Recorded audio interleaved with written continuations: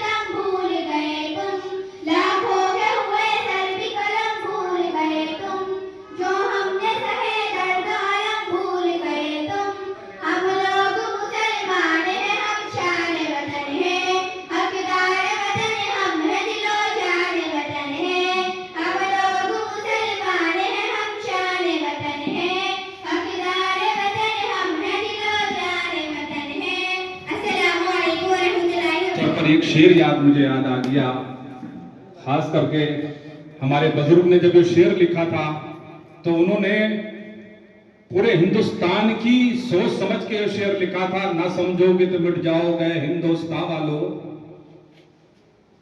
ना समझोगे तो मिट जाओगे ऐ हिंदुस्तान वालों, तुम्हारी दास्तां भी ना होगी दास्तानों में। आज का मौका स्पीच देने का नहीं, खुशियां मनाने का है। इस शेर के साथ सारा मफहूम, सारा जुज इस शेर में है। इस शेर के जरिए ये हालात बता दिए गए कि आने वाला कल तुम्हारे लिए कैसा होगा।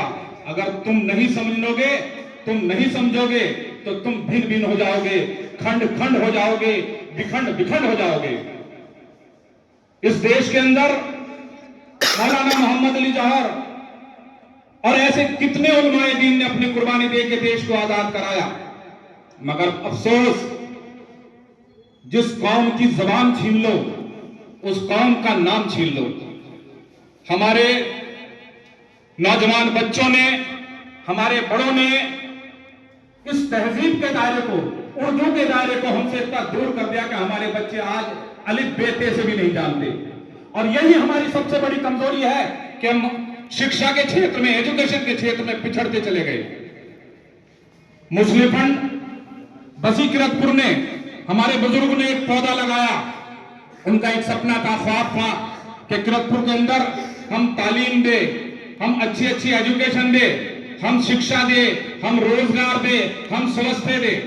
और ये माशाल्लाह सारा काम मुस्लिम फंड किरतपुर कर रहा है। मगर अफसोस आज भी हमारे नौजवान बच्चे मोबाइल में, व्हाट्सएप में तरह तरह के चैट कर रहे हैं, एडमिशन के नाम पर बहुत दूर है। जबकि मुस्लिम फंड बसी किरतपुर ने कह रखा है कि किसी बच्चों को अगर जो फीस की जरूरत है तो मुस्लिम फंड कमेटी उसकी फीस को माफ करने का काम करेगी। हमारी आज की इस आजादी का सबसे बड़ा नारा एक ही नारा होना चाहिए, शिक्षा। शिक्षा, कुरान शरीफ का पहला लफ्ज क्या था? इकरा। इकरा का माने पढ़ो। हम इस पढ़ाई से बहुत दूर हो रहे हैं। मेरा सभी नौजवानों से, मेरे बुजुर्ग भी है, उनसे एक ही अपील है कि अपने बच्चों को पढ़ाई की तरफ ले जाए, पढ़ाई की तरफ ले जाए। खुदा हाफिज, शब का खैर।